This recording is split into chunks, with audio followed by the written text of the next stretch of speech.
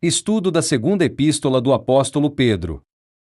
Assim, minha impressão, né, é que Pedro aproveita, segunda, sua última epístola, até ele comenta acerca do seu tempo de partida, né?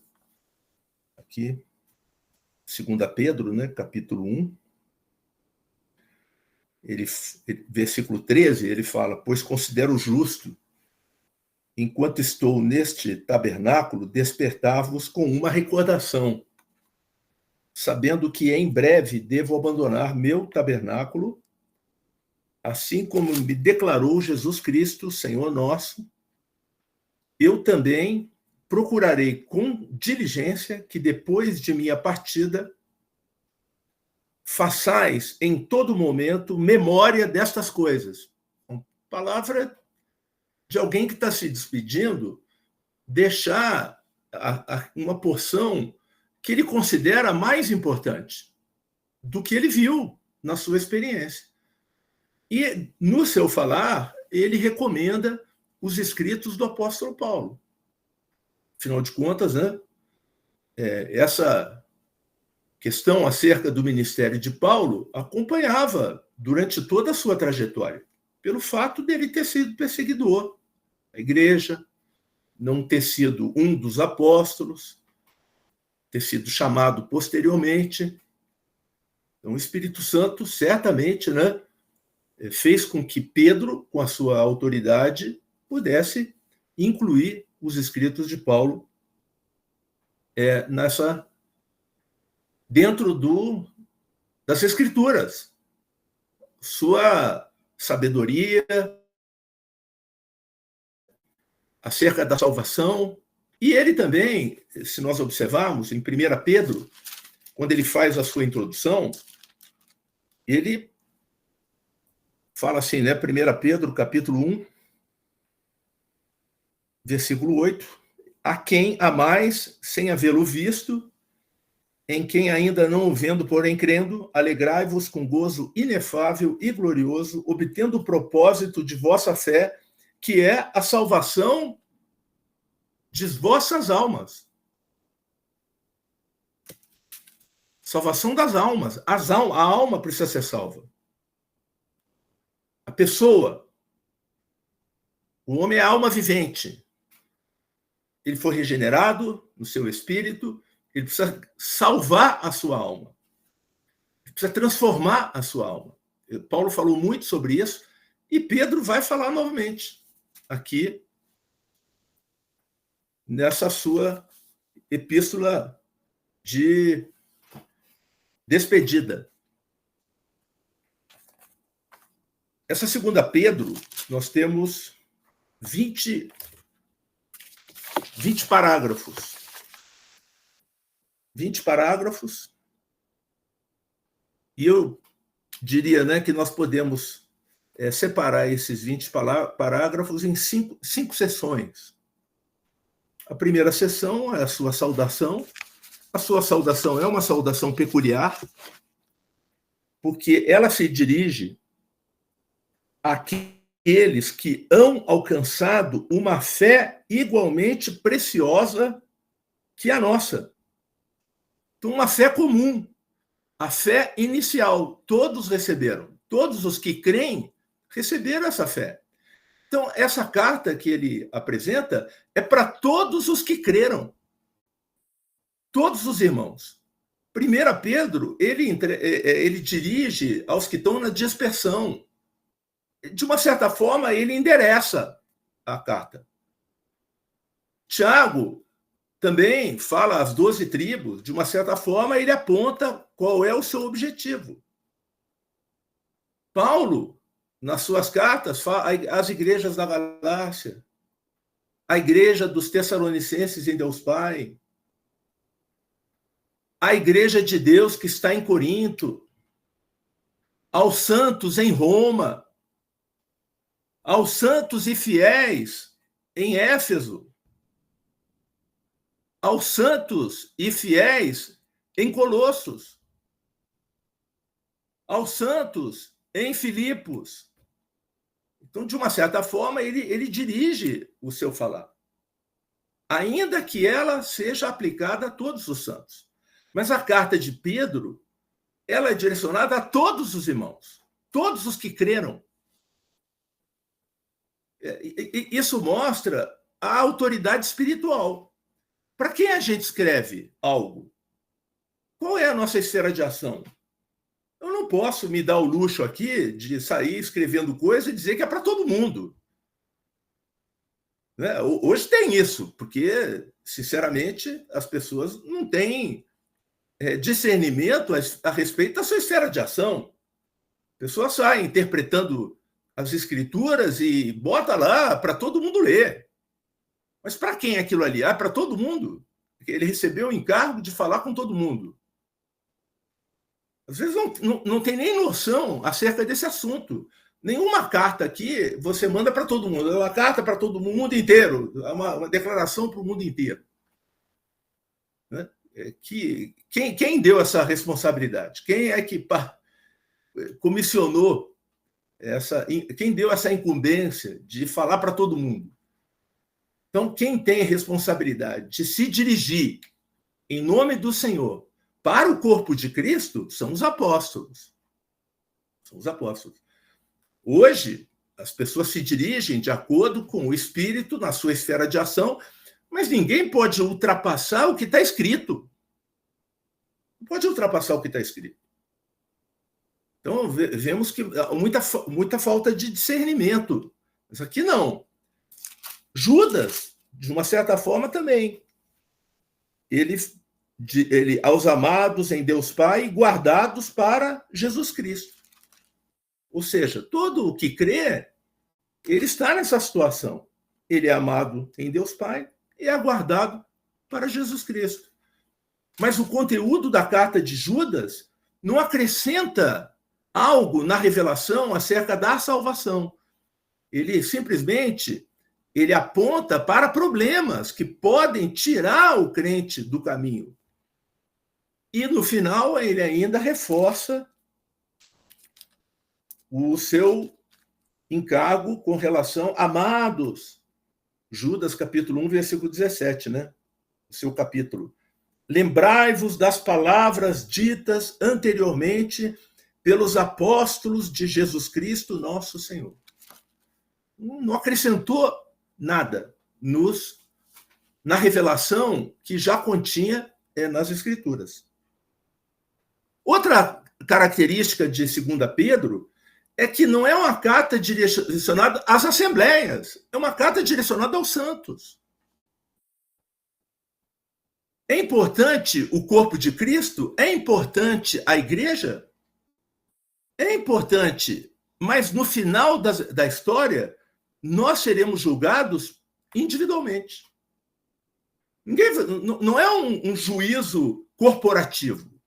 A nossa carreira não é chegar de mão dada, cruzando a linha final. Quem chegou junto está bom. Muito bem. Quem chegou em grupo está aprovado. Quem chegou sozinho não está. Não. Nós já somos membros do corpo de Cristo. Então, é outra característica dessa carta conclusiva das cartas às igrejas, na verdade. Então, Pedro, em 1 Pedro, ele fala do viver congregacional. Ele fala do rebanho de Deus, mas em 2 Pedro, ele dirige o seu falar a cada um. Aqueles que hão alcançado uma fé igualmente preciosa que a nossa. Então, vejo essas características nessa saudação que Pedro faz. A segunda sessão, me parece, com 4 parágrafos, ele apresenta o seu tema, o seu encargo principal dessa carta. É a conclusão do ministério apostólico. Ele fala do crescimento espiritual e o pleno conhecimento do Senhor Jesus para fazer firme o chamamento e a eleição dos santos e, assim, obter ampla entrada no reino eterno de nosso Salvador e Senhor Jesus Cristo. Então, aqui é uma consolidação de 1 Pedro, quando ele fala que o fim da fé é a salvação da alma. E a salvação da alma é aquela que nos dará uma ampla entrada no reino. Essa ampla entrada é a manifestação do reino na vinda do Senhor e o reino milenar, onde o crente aprovado vai receber um galardão e aquele que não for aprovado ou vai receber uma disciplina ou não vai receber esse galardão.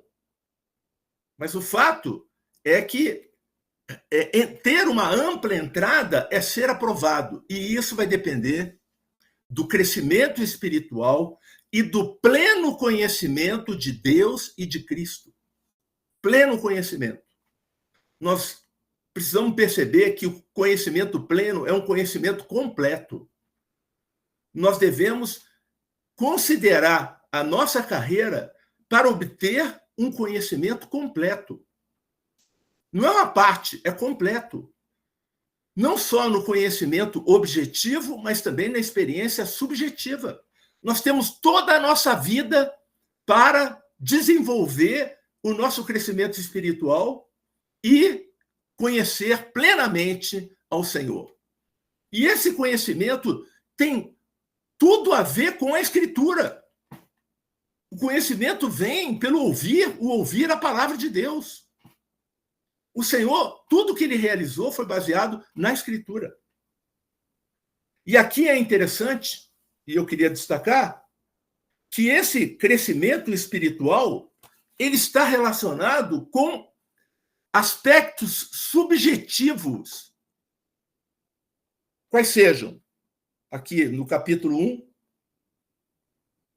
versículos, a partir do versículo 5.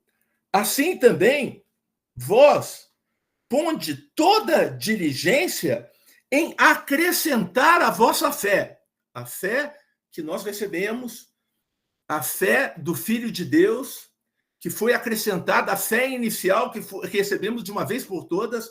Essa fé, ela precisa crescer. E ela vai crescer, e esse crescimento ele é apresentado em etapas, começando com virtude. Virtude é da palavra grega arete, são valores, são aspectos das virtudes de Cristo que são acrescentados na nossa vida. Terceiro, conhecimento, gnose. É gnose aqui, não é epignose, que é usada 20 vezes no Novo Testamento e 4 aqui em 2 Pedro. 4. Epignoses. Essa primeira menção do versículo 2, graça e paz vos queiram ser multiplicadas no pleno conhecimento de Deus e de Jesus, Senhor nosso. Pleno conhecimento, epignoses, é o pleno do conhecimento, é o conhecimento objetivo e subjetivo. É o conhecimento objetivo e da experiência. E essa experiência, ela traz o crescimento da fé, e a primeira estação que é apresentada são valores, virtude. Segundo, conhecimento. Esse conhecimento, ele começa com a parte objetiva. Ah, mas o conhecimento é a letra. Não, a letra, se você não tiver a experiência do Espírito, simplesmente querer guardar a informação na nossa mente.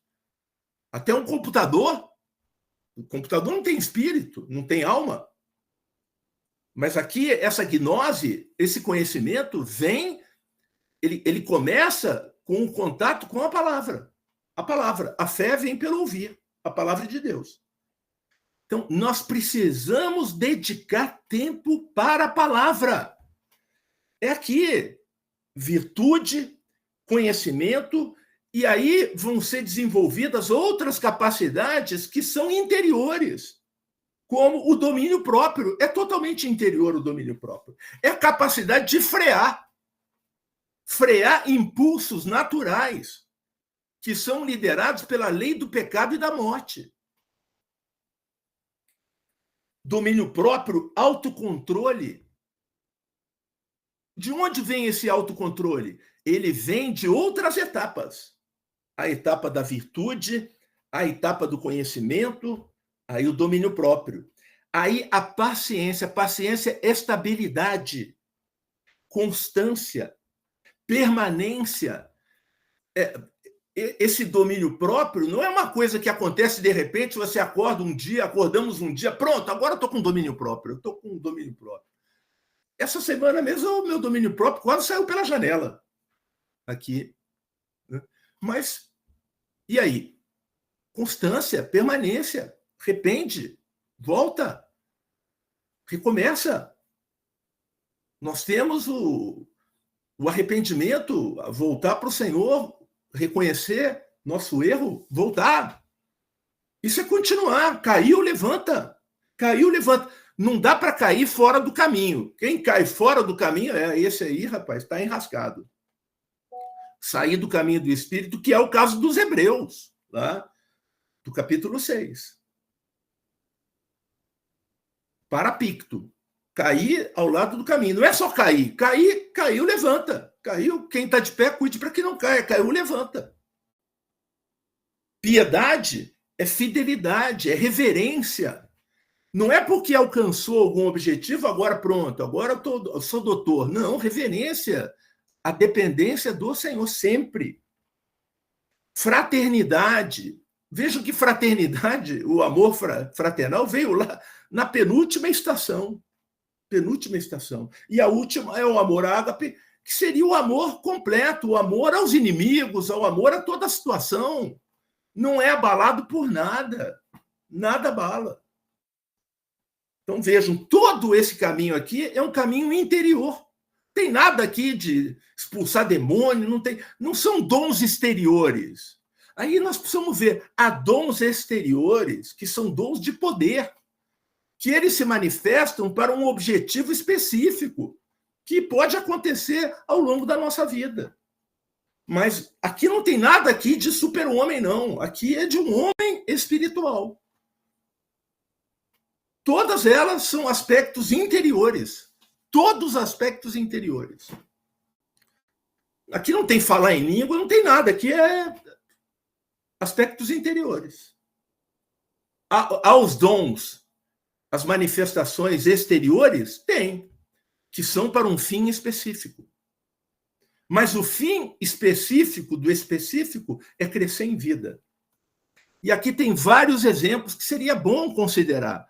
As jornadas no deserto, as 42 jornadas no deserto, elas representam essa caminhada aqui que Pedro menciona.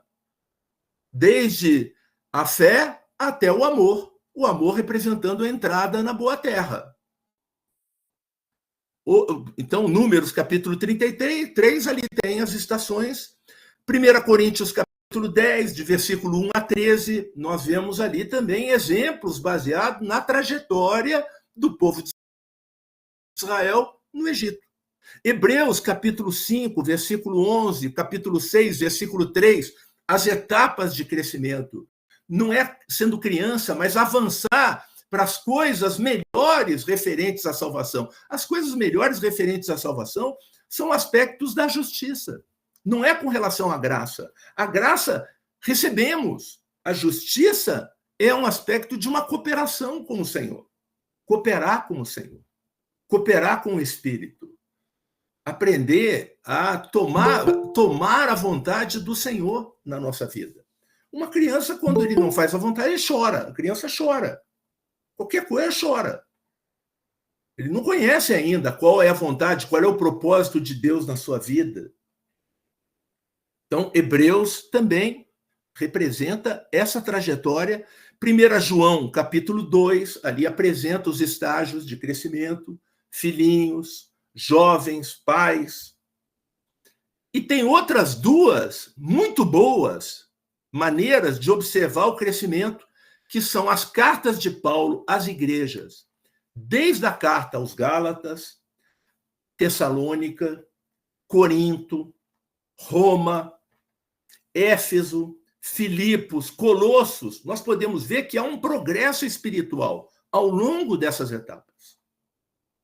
E as 7 igrejas da Ásia, lá com Éfeso, Esmirna, Pérgamo, Tiatira, Sardes, Filadélfia e até Laodiceia. Mas por que Laodiceia? Porque Laodiceia é a última etapa dentro de um aspecto profético.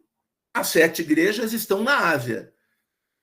Podemos encontrar manifestações similares a cada uma delas ao longo de toda a história. Mas também tem um aspecto profético em que cada etapa da história, o corpo de Cristo, no seu aspecto geral, tem uma caracterização. E certamente Laodiceia indica o período de apostasia, de mornidão, onde as pessoas querem buscar o seu conforto. A religião é um conforto. Não, eu não quero problema. Eu não quero mais problema. Eu vou escolher um grupo cristão qualquer e vou ficar lá. Entendeu? Eu vou participo, eu oferto, eu faço tudo certo, mas essa é a vontade do Senhor para chegar no conhecimento pleno? Para chegar no conhecimento pleno e no crescimento total, maturidade, é isso que vai ficar sentado ali ouvindo.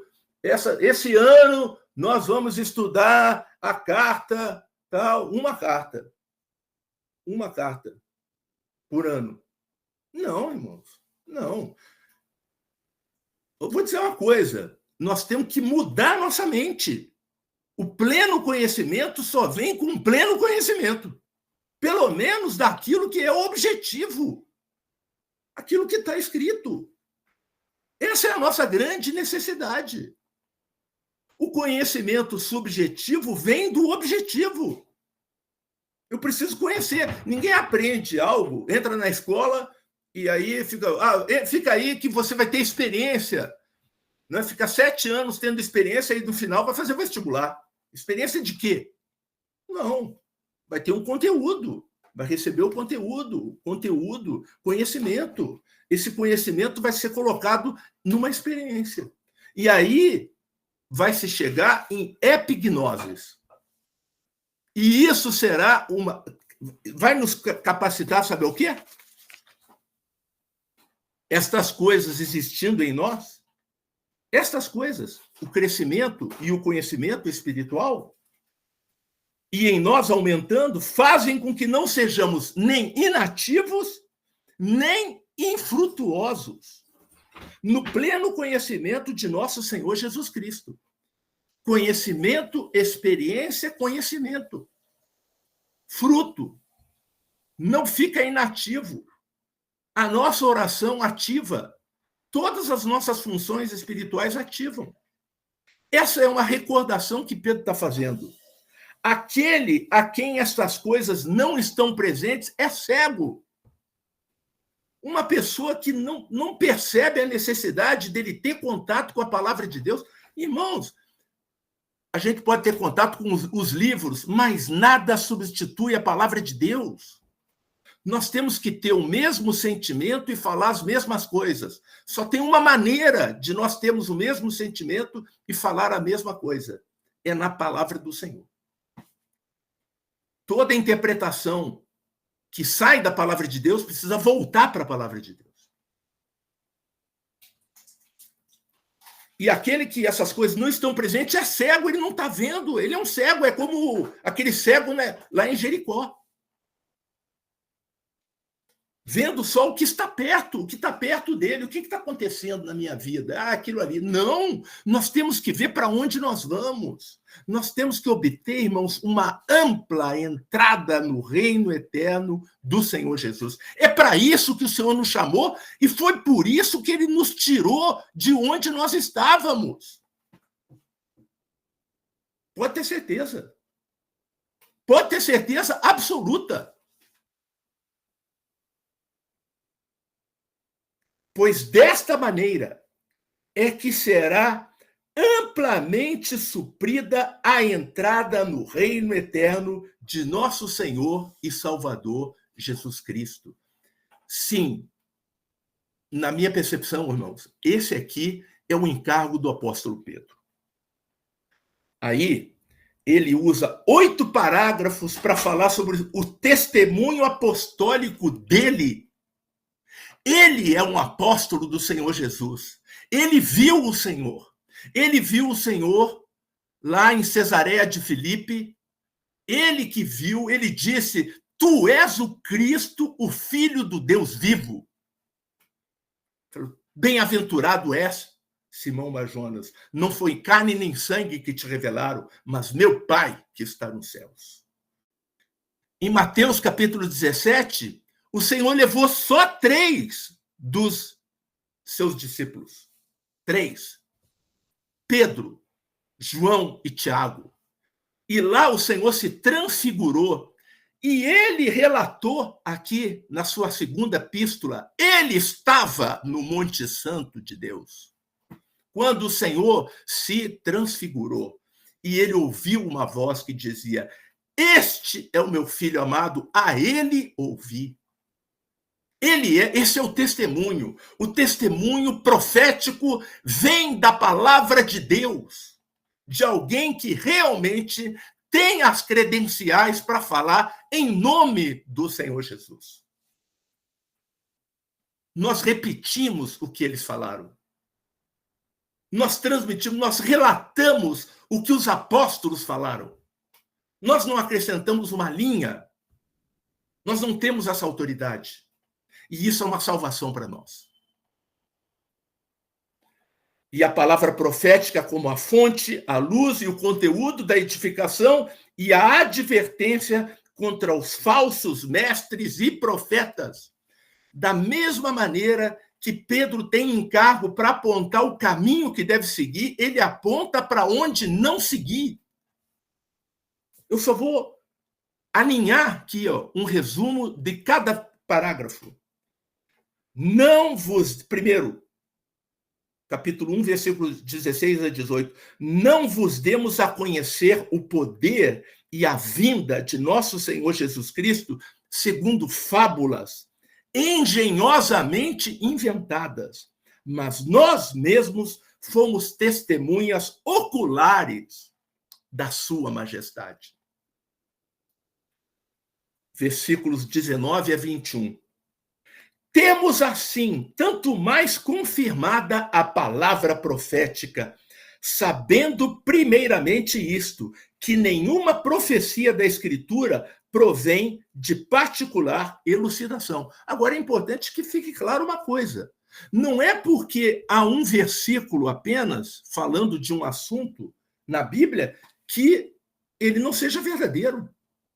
A compreensão de um versículo, sim, precisa do conhecimento de toda a Escritura.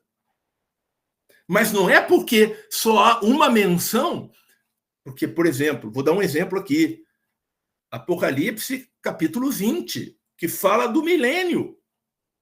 Tem escola de pensamento que diz que só tem milênio lá no Apocalipse. Mas ao longo de todo o falar dos apóstolos, nós vemos falando do reino eterno do Senhor Jesus que vai se manifestar. Quando ele vai se manifestar? Ele vai se manifestar quando o Senhor, na sua epifania, ele vier no final desta era para introduzir uma nova era, a última era antes da eternidade, novo céu e nova terra. Então, para interpretar um versículo, é importante não, nós precisamos conhecer todo o contexto, mas não é porque só tenha um versículo falando sobre um assunto que ele não seja verdadeiro. Então, o contexto vai mostrar que aquilo é uma verdade e aquilo faz parte da palavra profética. É apenas uma consideração, porque se usa esse exemplo. Assim como no meio do povo surgiram falsos profetas, assim também haverá entre vós falsos mestres, entre vós, os quais introduzirão dissimuladamente heresias destruidoras até o ponto de renegarem o soberano Senhor que os resgatou, trazendo sobre si mesmos repentina destruição. O nosso Deus e Salvador, Jesus Cristo. Ele é o único mediador entre Deus e o homem. Não há outro. O Senhor enviou o Espírito, o outro Consolador, no qual nós nos relacionamos e nos guia toda a verdade. O máximo que nós podemos fazer é ajudar os irmãos a irem para a palavra, na palavra, no Espírito, eles podem contatar o Senhor. É um absurdo colocar um clero entre os irmãos e o Senhor. É um erro, é renegar o Senhor Jesus. É tirar a oportunidade de que cada irmão possa ter o seu contato direto com o Senhor. É renegar o Senhor. Uma metodologia, uma forma, um formalismo renega o Senhor Jesus. Impede que os irmãos cresçam, tenham a sua experiência espiritual. Às vezes pode até reclamar, poxa, eu trabalho demais, eu quero só ouvir. Irmãos, a gente pode ouvir, deve ouvir, mas também nós devemos experimentar e falar. Arrepende, crê com o coração e confessa com a boca. Confessar com a boca é muito importante. Pelo menos na nossa casa, nós podemos falar muito. Nas nossas reuniões presenciais, não vai dar para falar muito. Por isso que não dá para ter muita gente. Quando tiver muita gente, temos que multiplicar. Não dá. Não vai dar. Aqui, com mais 10, 15 irmãos, já vai ser complicado. Se são irmãos saudáveis, eles vão querer falar. Vão querer falar. Então, é importante. Renegar o Senhor Jesus não é dar as costas para ele, simplesmente. É colocar outra pessoa entre o Senhor e os irmãos. Esse é o princípio de renegar o Senhor, que é o nicolaísmo. O nicolaísmo faz isso. Como brutos irracionais, naturalmente feitos para a presa e destruição, falando mal daquilo em que são ignorantes. Na sua destruição, também hão de ser destruídos, recebendo injustiça por salário da injustiça que praticam. Essa heresia aqui, a palavra-chave é a ignorância. Manter as pessoas na ignorância. Não, a palavra de Deus tem que ser aberta para todos os irmãos. O mínimo que nós podemos fazer com os irmãos é permitir que nós possamos ver toda a Escritura, todo ano, todos os anos, toda a Escritura. Porque se alguém for enganado, é porque quer ser enganado, não porque nós queremos enganar. Nós não queremos enganar ninguém. E a melhor maneira de não enganar é fazer com que a palavra de Deus esteja liberada para todos os irmãos. Abandonando o reto caminho, se extraviaram seguindo pelo caminho de Balaão, filho de Beor, que amou o prêmio da injustiça. Farão comércio de vós. Balaão, comércio. Usar a palavra de Deus, usar as coisas espirituais para lucrar. Nem que seja fama. É um lucro. Fama já é lucro. Lucro em cima de quem? Da congregação. Da congregação. Proferindo palavras jactanciosas de vaidade, enganam com paixões carnais por suas libertinagens aqueles que estavam prestes a fugir dos que andam no erro. Se depois de terem escapado das contaminações do mundo mediante o conhecimento do Senhor e Salvador Jesus Cristo, se deixam enredar de novo e são vencidos, tornou-se o seu último estado pior que o primeiro. Com eles aconteceu o que diz certo adágio verdadeiro. O cão voltou ao seu próprio vômito e a porca lavada voltou a revolver-se no lamaçal. A quarta sessão é com respeito à vinda do Senhor, capítulo 3, versículos de 1 a 17, e a canonização dos escritos do apóstolo Paulo. A vinda do Senhor Jesus e o dia do juízo. Empenhai-vos por serdes achados por ele, por Deus, em paz, sem mácula e irrepreensíveis. Então, o ministério do Senhor, a palavra profética, é para nos tirar mácula e nos deixar irrepreensíveis. E tende por salvação a longanimidade do nosso Senhor.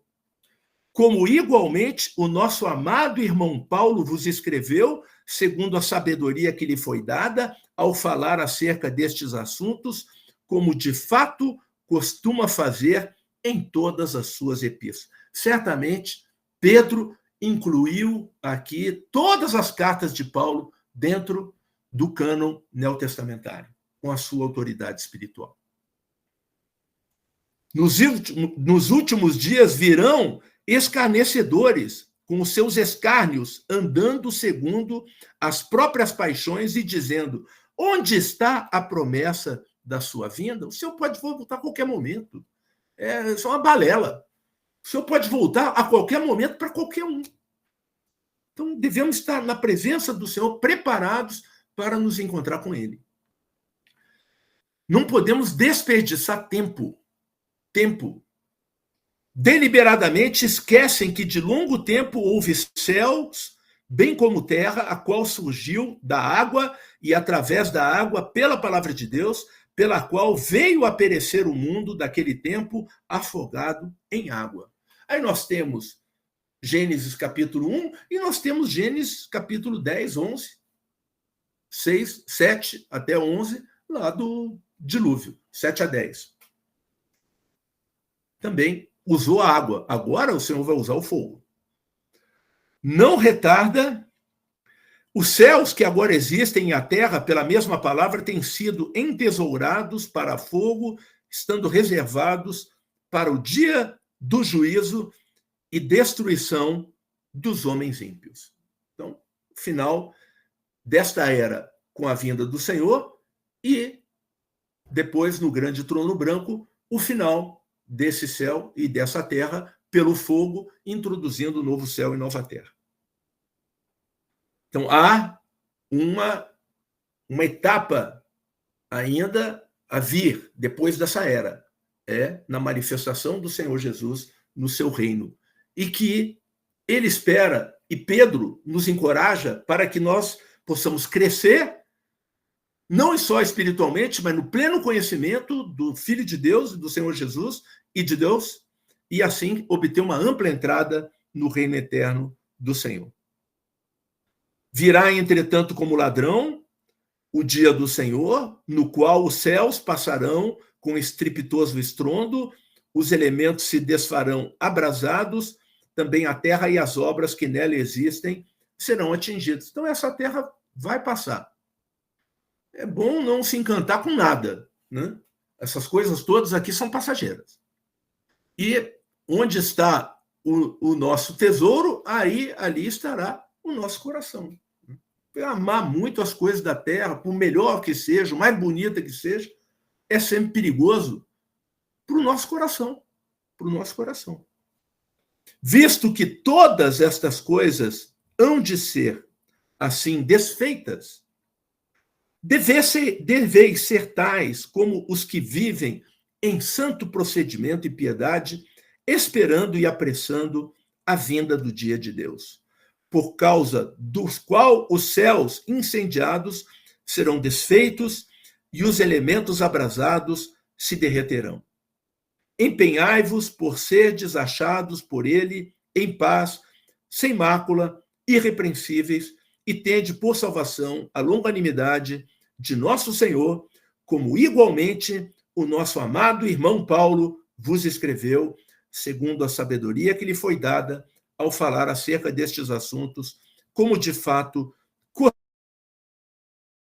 costuma fazer em todas as suas epístolas. Finalmente, exortação conclusiva: acautelai-vos, não suceda que, arrastados pelo erro desses insubordinados, descaiais da própria firmeza. Antes, crescei na graça e no conhecimento de nosso Senhor Jesus, nosso Senhor e Salvador, Jesus Cristo. Então, era essa a porção, irmãos, que tinha reservado aí para, de maneira resumida, porque Pedro resumiu, nós também resumimos.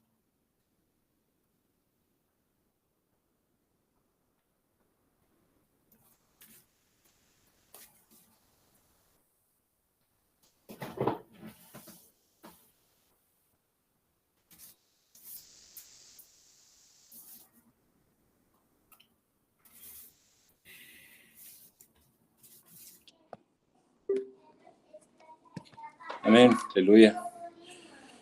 Senhor Jesus. Amém, Santos, é isso aí.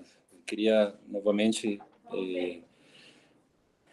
desfrutar e destacar com os irmãos, né, a questão da fé, como ela é tocada e abordada, né, com muita sabedoria e com muito encargo pelo apóstolo Pedro para essa assembleia, né, para esse grupo de irmãos aqui, né, que como foi falado aí no início, né, ela é escrita aqui para todos os que obtiveram fé igualmente preciosa, né? Então, uma palavra que vai tratar desse assunto da fé, que é algo precioso, e que essa fé que nós recebemos quando cremos no Senhor, ela tem uma necessidade,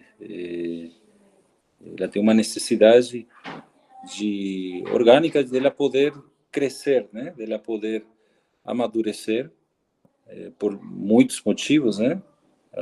À medida que nós vamos andando com o Senhor, conhecendo Ele, essa fé, né, que aqui é um resultado também de esse crescimento, né? Ele vem através do pleno conhecimento de Deus, né? Através do pleno conhecimento de Deus, e é uma arma importante, né, para poder combater as mentiras, né, do diabo e dos falsos mestres, né, que é uma profecia que no final dos tempos eles iriam aparecer para poder desviar, distrair os cristãos, né, as pessoas do reto caminho, né, do caminho reto, né, do caminho da verdade, da realidade, distraí-lo com outras coisas. E o problema de tudo isso é que mantém essa fé, uma fé pequena, né, uma fé que não avança, não tem experiência com Deus, e não tem uma palavra que acho interessante aqui, é diligência, né? Ela aparece algumas vezes. No versículo 5 fala, por isso mesmo vós, reunindo toda a vossa diligência, né? E aí fala, associai com a vossa fé, a virtude, né? Conhecimento. E aí no versículo 10 fala, por isso, irmãos, procurai com diligência cada vez maior confirmar a vossa vocação, né? O seu chamamento e eleição. Então, essa confirmação, né, ela vem pela fé mesmo e pela obediência, né? À medida que nós vamos crescendo espiritualmente, nós vamos obedecendo à palavra. Né? Crer em Deus não é meramente algo relacionado à fé, né? Estava vendo um testemunho de uma pessoa que pratica feitiçaria, e ele estava reconhecendo ali, né, que entre eles creem na existência de Deus, eles creem, né, no caso, em Satanás, né, eles servem a ele, mas eles creem na existência de Deus, eles reconhecem que Deus é mais poderoso que o próprio Satanás e que todos eles, né, e ele explicou o motivo por que eles seguem esse caminho e tal, né, a questão dos poderes, né, que eles têm.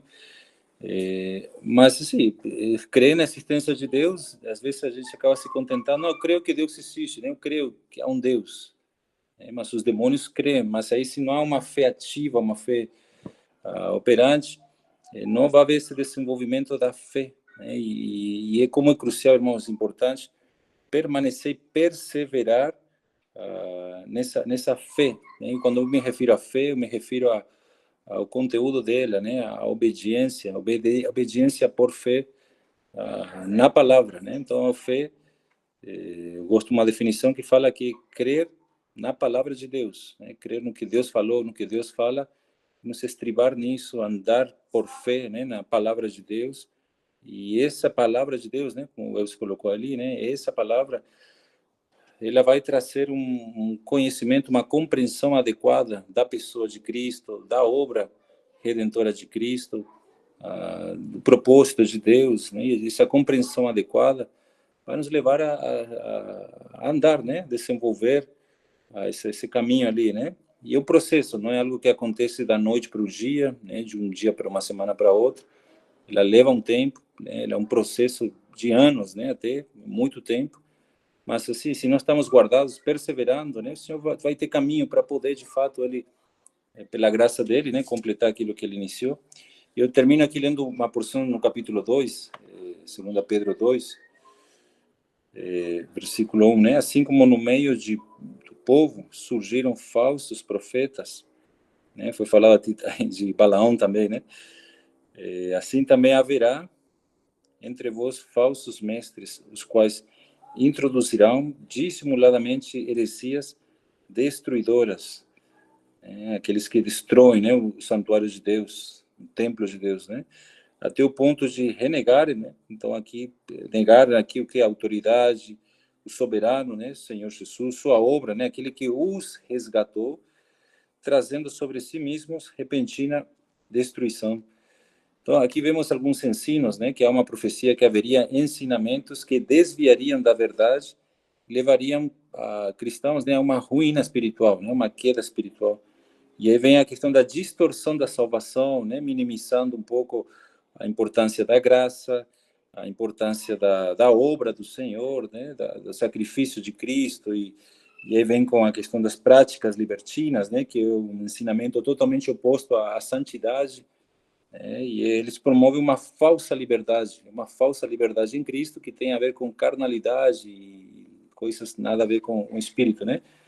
Então, isso aí, irmãos, né, é o nosso tempo hoje, né? Por isso que precisamos realmente ser celosos nesse aprofundamento da palavra, procurar, né, no Senhor, e que a nossa fé ela seja alimentada e a gente viva por fé, né? O caminho da fé, esse é o caminho da fé, a recompensa da fé, esse aqui, ó, uma entrada ampla no reino eterno, né, de nosso Senhor e Senhor, ou Senhor e Salvador. Não é apenas Salvador, né, mas um Senhor. Nós temos um Senhor na nossa vida e um Salvador, aquele que nos salvou, Jesus Cristo, né? Então é um caminho progressivo, de fato, né? Nós vamos exercitando a fé, e o Senhor nos dá oportunidades, né, para a gente dar testemunho dessa fé que nós temos na palavra dele, né? Nós não temos hoje Jesus em carne, temos o Espírito, temos a palavra, né? E estamos aprendendo, né, até ele voltar, né, aprendendo de Cristo, né, para viver por meio da fé, né, viver por meio da palavra. E como ele fala em João 6, né, quem de mim se alimenta, por mim viverá, né? Amém, santos? Então, que o Senhor nos guarde aí nesse amor, nessa fé, até o dia dele. Amém.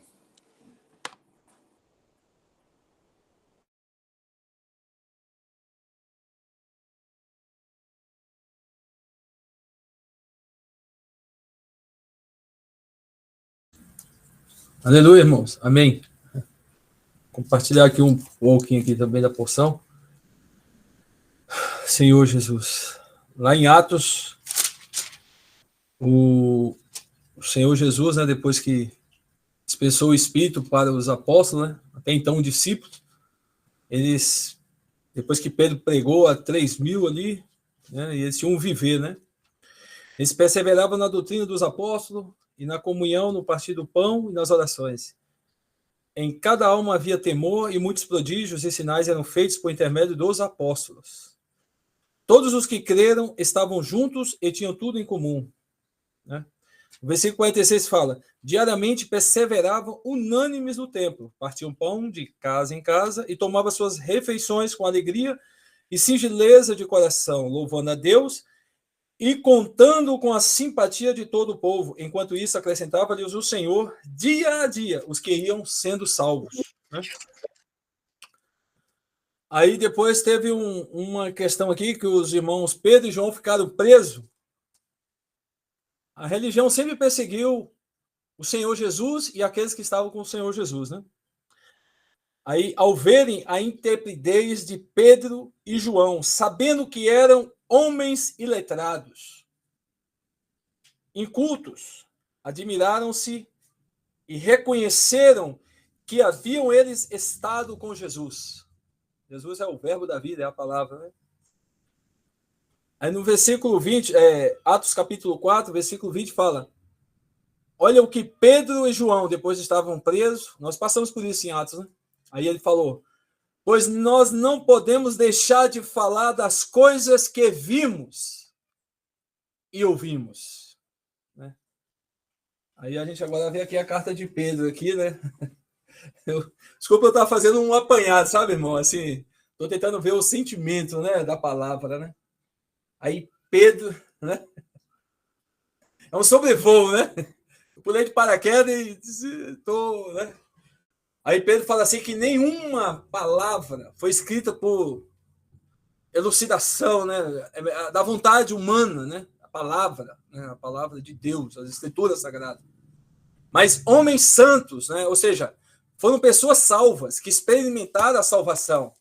Mas agora Pedro, ele vai um degrau a mais. Não é mais a questão de salvação, mas é para ampliar o reino, né? E eu vou falar uma coisa assim, muitas vezes a religião, tudo mais que quer realmente é que nós nos acomodamos mesmo, nos conformemos, né? Pô, que bom, eu já sou salvo mesmo, né? Vou até montar um grupo para mim, né? Vou montar um grupo e ali eu encorajo os irmãos. Mas será que isso vai fazer com que ampla ou epignose, né?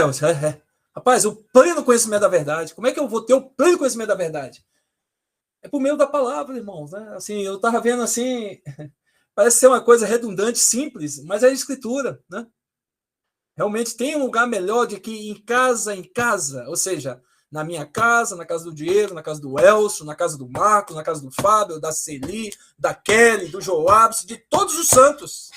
Nós temos que, rapaz, aqui é o conselho de uma pessoa que não só ouviu o Senhor, mas viu o Senhor.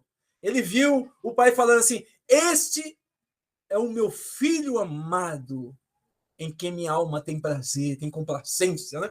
Então, assim, eu estou maravilhado, né? E Pedro fala assim, e Pedro é engraçado que ele chega e fala como o nosso amado Paulo falou, coisas difíceis e tal. Aí eu falei assim, puxa vida. Aí eu falo, Paulo, Pedro, você também está falando coisas difíceis para mim, né? Desde o século 21, 20, né?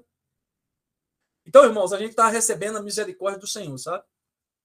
Né? Eu sempre retorno sempre ali àquela experiência da mulher samaritana, né? O lugar, muitas vezes a gente fica preocupado, onde é que nós devemos adorar o Senhor? Só tem um lugar, irmão.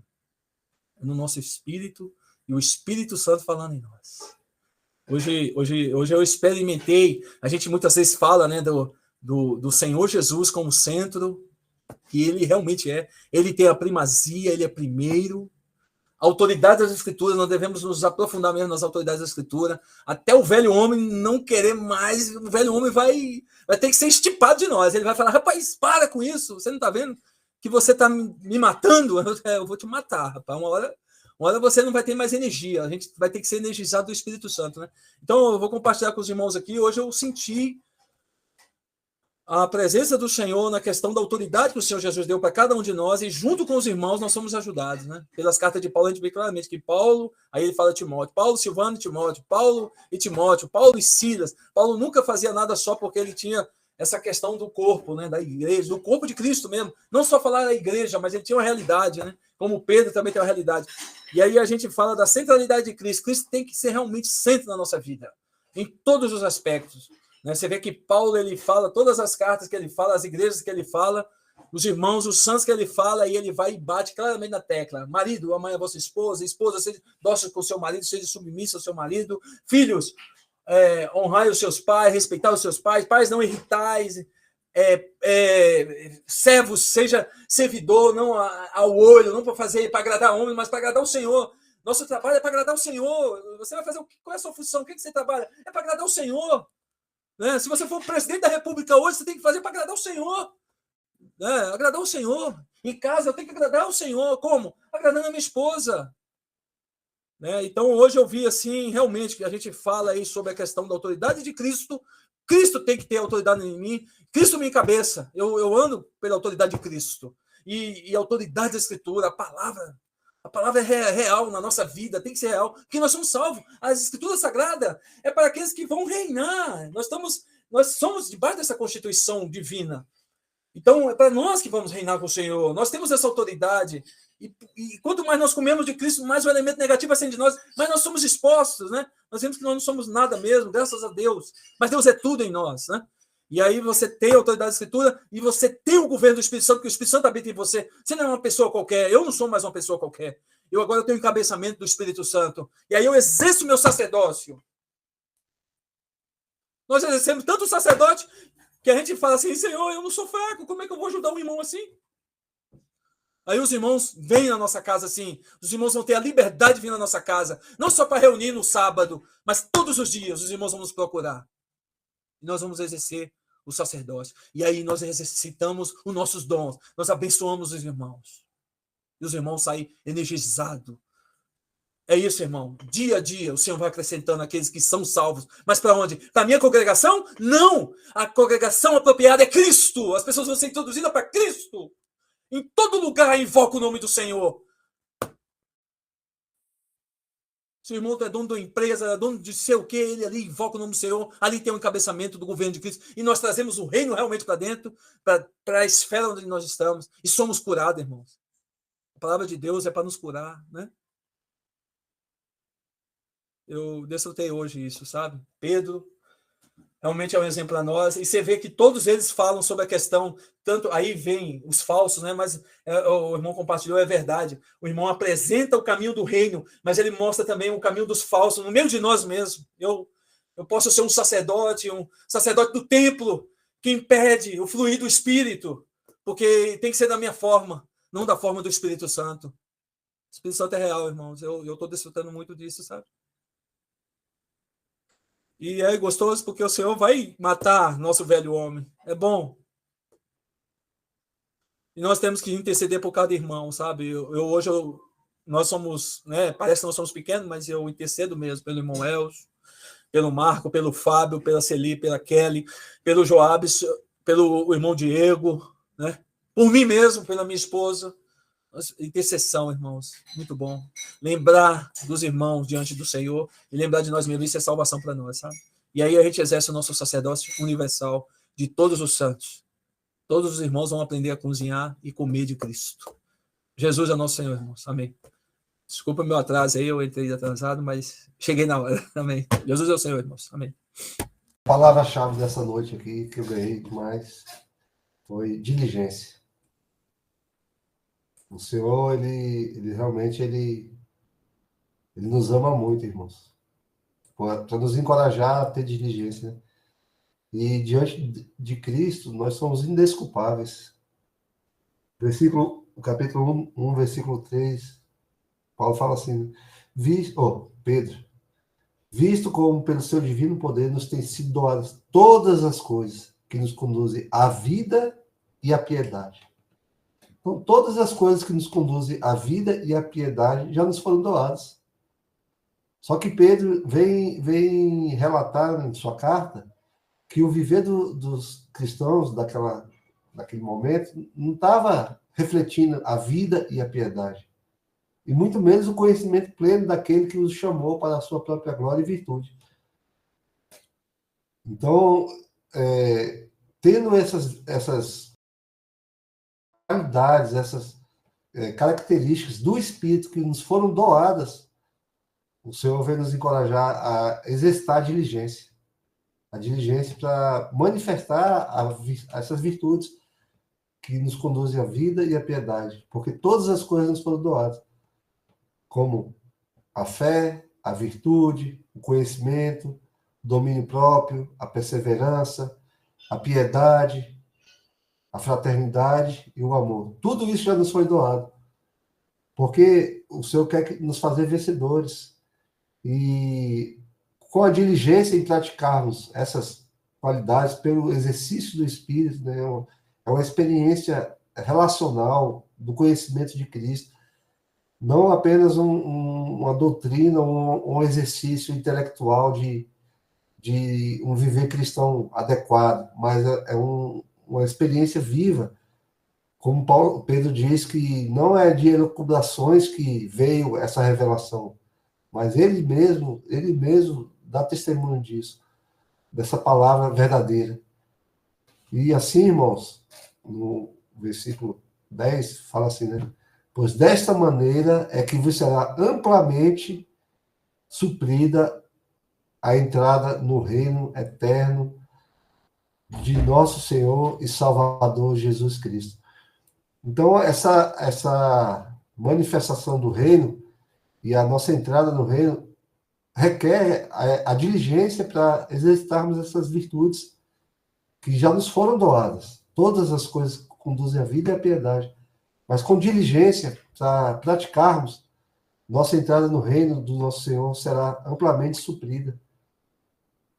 Aí Paulo fala novamente no versículo 10, Pedro, perdão, Paulo é porque eu estava lendo o negócio de Paulo aqui, no versículo 10.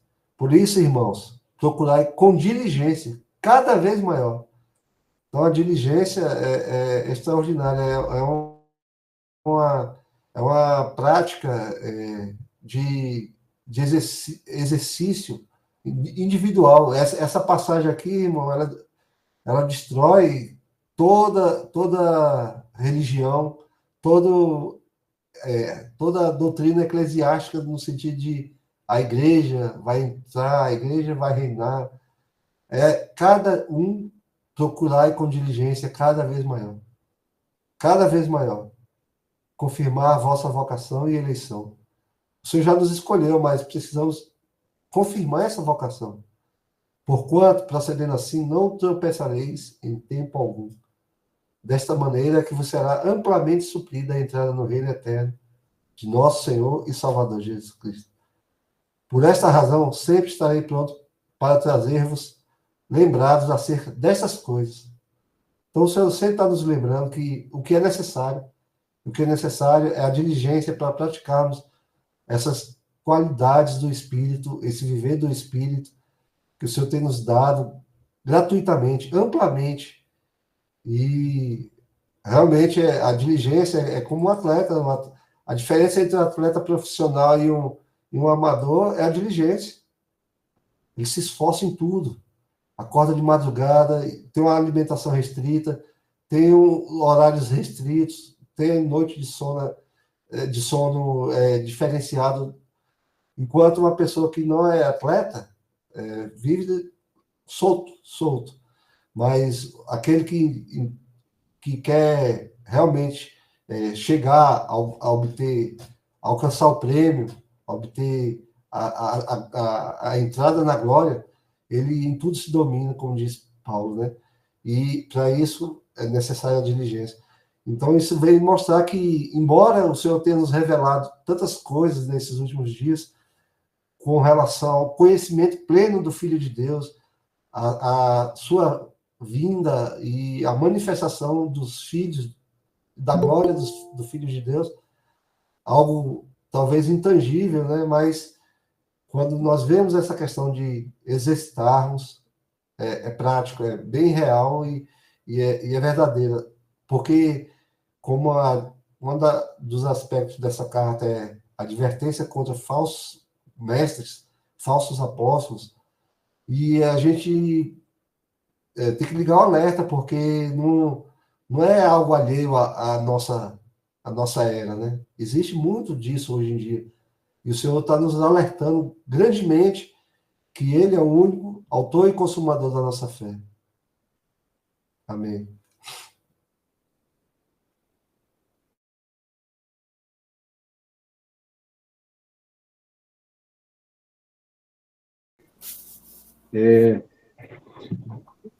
A gente lendo as epístolas, e toda a escritura, né, a gente percebe que, a gente está até compartilhando aqui no começo da live, que Satanás ele já foi decretado, né, já tem uma sentença que pesa contra ele. Ele só busca ganhar tempo.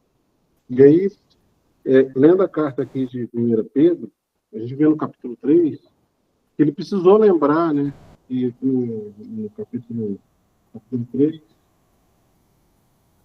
versículo 5, né, resumindo.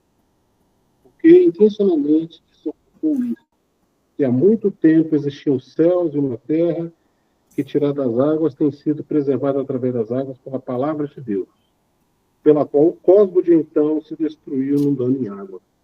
E aí ele vem falando, né, mostrando que precisa, muitas vezes, como o próprio Pedro comenta aqui nessa carta, que muitos podem julgar demorado, que o Senhor não... E isso ocorre. As pessoas, Senhor, essa promessa do Senhor vir. Eu já vi comentário, inclusive, de pessoas, assim, pessoas que se dizem pastores, que cuidam de ovelhas, amigos meus, e falando, não, essa questão divina do Senhor aí, Já houve, aí falaram, lá no exemplo até lá quando houve nazismo, né? Que era uma figura do anticristo, e aquilo ali, os crentes tudo alvoroçado, que ali era o fim, e no fim não era. Então, como muitos outros argumentos, até mesmo com dados históricos marcantes, né? Mas o ponto aqui, que Pedro busca ressaltar, é que o Senhor ele é longânimo. Ele é longânimo, né? O próprio Pedro escreve isso aqui na carta dele, no versículo 9, né, do capítulo 3. O Senhor não retarda a promessa, como alguns a consideram tardança, senão que é paciente até vós, não querendo que nenhum pereça, senão que todos procedam ao arrependimento. Então, o fato do Senhor ainda não ter encerrado essa história é que ele está esperando, realmente. Ele não tarda, ele espera que todos chegam ao arrependimento. É claro que vai chegar um momento, o Senhor é Deus, e Satanás usa muito disso. Então, aí vem aquela questão de nós apressarmos, né? nós buscarmos cada vez mais, sabendo que o dia se aproxima. Então, por exemplo, uma sentença, né? O inimigo ele tem uma data pré-definida para o julgamento, para o cumprimento dessa sentença, né? E ele busca agora esse período, esse intervalo até esse cumprimento, é só protelar. É chamado no universo jurídico, né? São os embargos protelatórios. O que é embargos protelatórios? Quando você quer um processo, ele vai se alongue. Que você quer que ele chegue ao final, transite em julgado, para poder você não ser, né, condenado efetivamente. Você vai protelando ele. Então, o papel do inimigo é protelar isso aí. E nós, diante dessa carta aqui, né, essa carta de segunda Pedro, a gente está atento a esse problema, né? Que existe uma guerra que nós temos que não podemos perder tempo, não podemos dispersar o tempo, como foi dito aqui na própria mensagem, irmão Elcio, né? E vários irmãos aqui também compartilharam. Nós não podemos perder tempo. O tempo ele é curto. Por um lado, existe um inimigo que quer ganhar tempo, que ele quer jogar, né, protelar isso. Mas, por outro lado, existe a questão na própria carta aqui, ela fala das virtudes, né? E o fim das virtudes é o amor. O fim, né, parece que o ponto máximo das virtudes humanas é o amor. Então, esse amor precisa ser trabalhado em nós. Esse amor por Deus, esse amor pela volta do Senhor, esse amor de ter comunhão com a sua palavra, comunhão com os santos. Esse amor precisa crescer em nós. E eu vejo assim o apóstolo, né, muito preocupado com essa que os irmãos ganhem esse encargo. Vejam isso, né? Essa questão de amar, né? Que é o ponto máximo de todas as virtudes. As virtudes aqui, quando ele fala das virtudes aqui, no início, no capítulo, acho que é capítulo 1, aqui. Capítulo 1, versículo, começa no versículo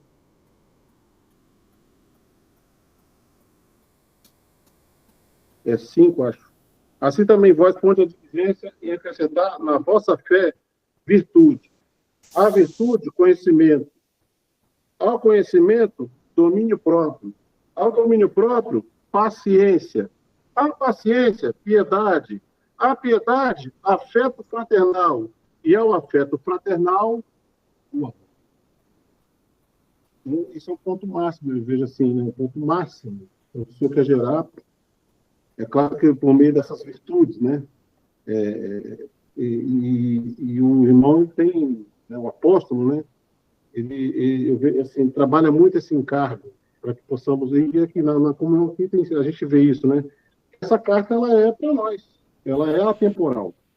Foi mandada para os cristãos na época e hoje ela chegou também. Esse desespero precisa ser gerado no nosso coração, né? Por um lado, o Senhor ele é mandado, mas por outro, nós precisamos aqui buscar do Senhor até que esse nosso amor seja depurado, né? Totalmente depurado. Graças ao Senhor.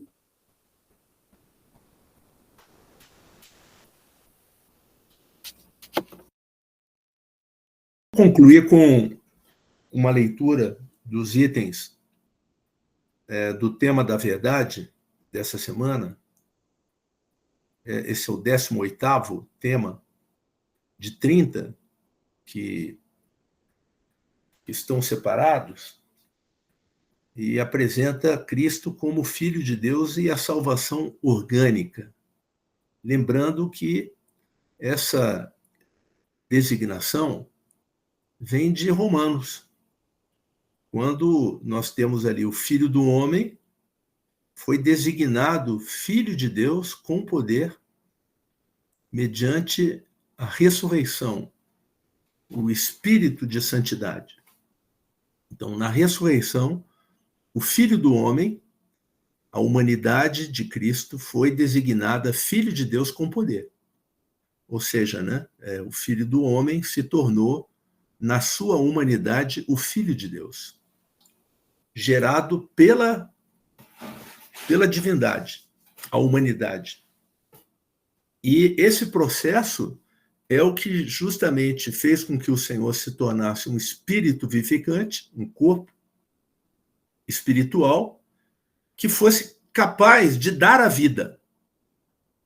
Então, o Filho unigênito se tornou primogênito entre muitos irmãos. É um processo orgânico de não só na sua morte ele nos perdoar, nos purificar, limpar todas as coisas negativas, mas na sua ressurreição ele poder, na justificação que dá vida e se confirma com a sua ressurreição, transferir a vida divina para nós. Então, a divindade de Jesus Cristo, o primeiro item, né? A designação do Filho de Deus, baseado em Romanos capítulo 1, versículos 3 e 4. Segundo item, a humanidade de Jesus foi designada Filho de Deus com poder pelo Espírito de santidade.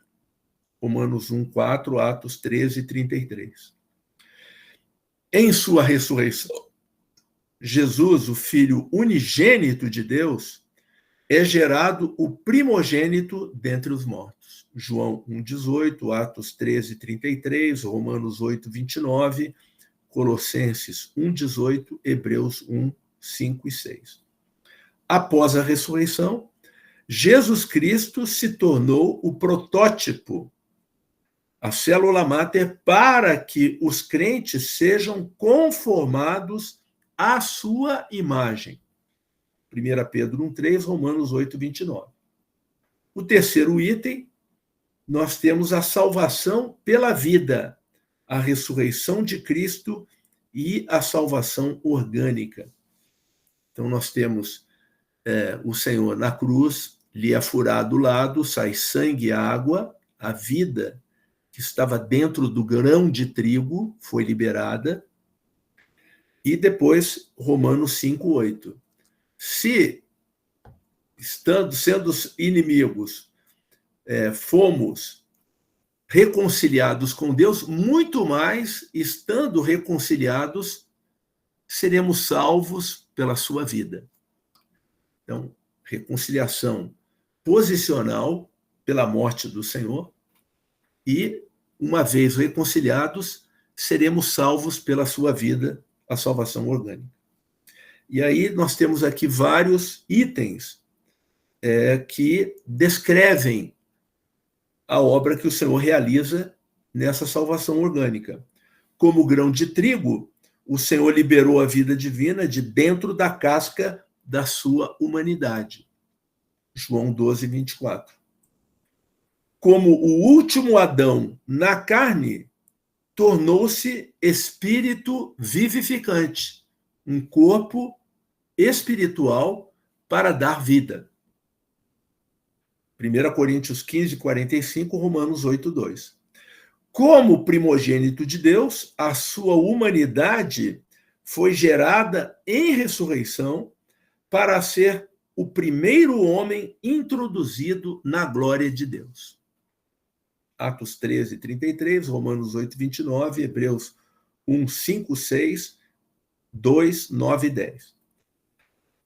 Como o Cristo ressurreto regenerou seus crentes com ele num nascimento corporativo para serem seus muitos irmãos, que, como filhos de Deus, estão sendo conformados à sua imagem como o filho primogênito de Deus. Então, esse é o desenvolvimento dessa salvação orgânica pela renovação, transformação, sendo conformados à imagem do Filho de Deus. 1 Pedro 1:3, Hebreus 2:10 e 12, João 20:17, Mateus 27:50, 53, Romanos 8:29.